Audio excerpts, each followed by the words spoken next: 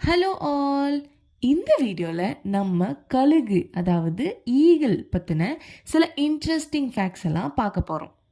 கழுகு அப்படின்னாலே அது ஒரு பறவை தான்.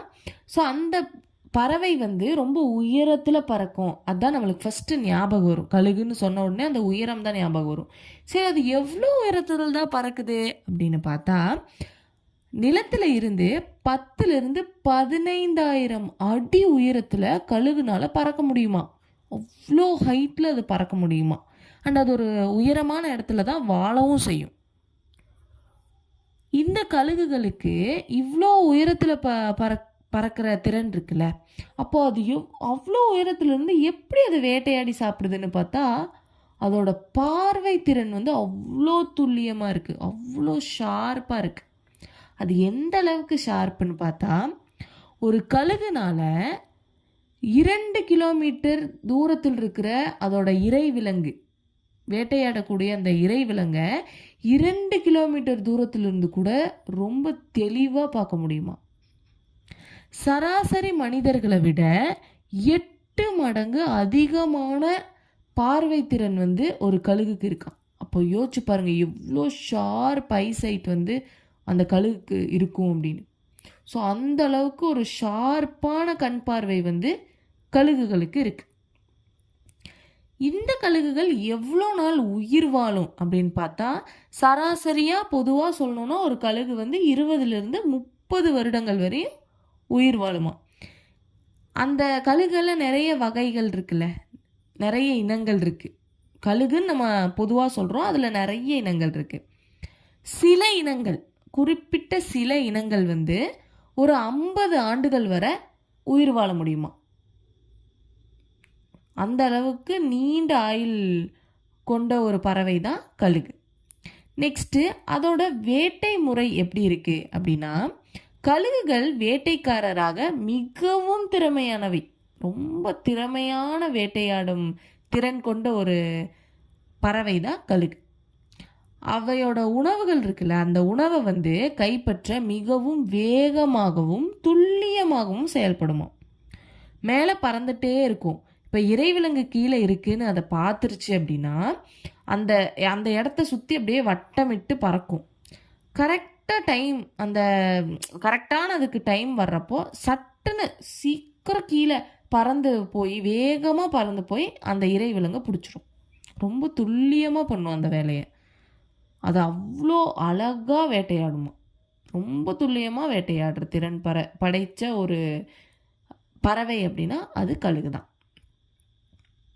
அதோட பகுத்தறிவு எப்படி இருக்குது, அதோட பகுத்தறிவு திறன் எப்படி இருக்குது. கழுகுகள் விலங்குகளின் நடமாட்டங்களை நுணுக்கமாக கவனிக்கும். சரியான நேரத்தில் தாக்குதல் நடத்தும். அதாவது ஒரு விலங்கு இருக்குது கீழே அப்படின்னா, அதை பார்த்துருச்சு அப்படின்னா மேலே வட்டமிட்டுட்டே இருக்கும்.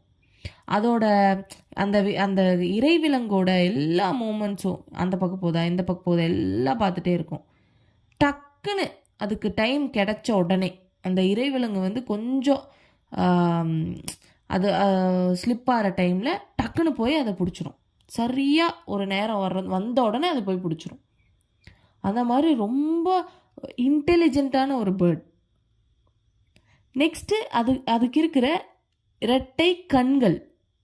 கழுகின் கண்கள் மிகவும் தனித்துவமானவை. அவர் ரொம்ப தனித்துவமை உள்ள கண்கள் அப்படின்னு சொல்கிறாங்க.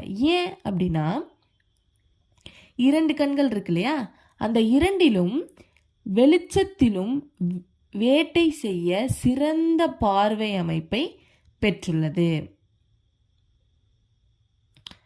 நல்ல சிறந்த பார்வை பெற்றிருக்கு அந்த 2 கண்களும். எதுக்கு? அது வேட்டையாடி சாப்பிட்றதுக்கு தான். ஸோ அந்த வேட்டையாடி சாப்பிட்றதுக்கு, அந்த துல்லியமாக வேட்டையாடுறதுக்கு மிக முக்கிய காரணமே அந்த கண்கள் தான். நெக்ஸ்ட், அடுத்ததாக நம்ம என்ன பார்க்க போகிறோம் அப்படின்னா, துணிவான இயல்பு. கழுகு எப்படி துணிவாக இருக்குது அப்படின்னு பார்த்தா, கழுகுகள் காயமடைந்தாலும் அல்லது காயம் ஏற்படும் இடத்தில் இருந்தாலும் மிகுந்த துணிவுடன் செயல்படும். ஒரு கழுகு காயம் அடைஞ்சிருந்தாலும் இல்லை அந்த மாதிரி காயமடைகிற இடத்துல ரெண்டு கழுகு சண்டை போடுறது அந்த மாதிரி ஏதாவது ஒரு இடத்துல இருந்தாலும் கூட அது ரொம்ப துணிச்சலாக ரொம்ப போல்டாக இருக்குமா. அந்த கழுகோட குணமே அதுதான் அப்படின்னு சொல்கிறாங்க. கூடு அமைக்கும் திறன். பறவை அப்படின்னாலே நம்மளுக்கு ஃபஸ்ட்டு ஞாபகம் வர்றது அதோட கூடு தான். ஸோ கூடு அமைக்கும் திறன் இந்த கழுகுகளுக்கு எப்படி இருக்குது அப்படின்னா, கழுகுகள் உயரமான மரங்கள் அல்லது பாறைகளில் தான் கூடு அமைக்கும். அதுவும் பாறைகளோட உச்சியில் தான் வந்து கூடு அமைக்கும். ரொம்ப உயரத்தில் தான் அதோட கூடுகள் வந்து இருக்கும். பெரிய அளவிலான உறுதியான கூடு வந்து இருக்கும். கழுகே ரொம்ப பெருசாக இருக்கும். ஸோ அது போய் உட்கார்ற அளவுக்கு அதை விடவும் பெருசாக ஒரு கூடை வந்து அது அமைக்கும். அது ரொம்ப உறுதியாகவும் இருக்கும். அந்த அளவுக்கு ஒரு நல்ல பெரிய கூடை வந்து அது அமைக்கும். அதோட தன்னம்பிக்கை, கழுகுகளோட தன்னம்பிக்கை எப்படி இருக்குது அப்படின்னா, கழுகுகள் தனிப்பட்ட மற்றும் தன்னம்பிக்கையான உயிரினம்.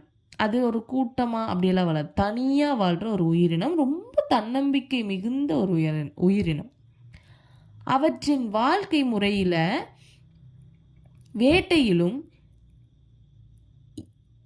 வேட்டையில் அதுக்கப்புறமா வந்து தெளிவான ஒரு முடிவு எடுத்து அது வந்து எது பண்ணாலுமே அது தெளிவாக பண்ணும்.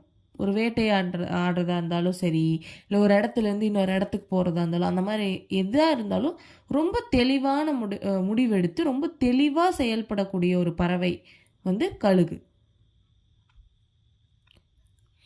ஸோ கழுகுகள் பற்றின சில இன்ட்ரெஸ்டிங் ஃபேக்ட்ஸ் எல்லாம் இந்த வீடியோவில் நம்ம பார்த்துருக்கோம்.